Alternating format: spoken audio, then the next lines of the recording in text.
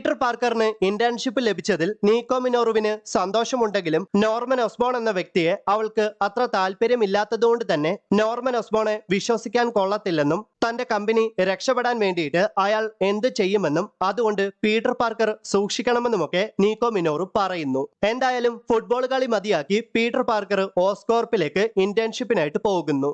ഓസ്കോർപ്പിലേക്ക് എത്തി ഇന്റേൺഷിപ്പിന്റെ ഐഡന്റിറ്റി കാർഡൊക്കെ മേടിച്ച Peter Parker താൻ ജോലി ചെയ്യാൻ പോകുന്ന ലാബ് 17ാമത്തെ ഫ്ലോറിലാണെന്ന് മനസ്സിലാക്കുന്നു.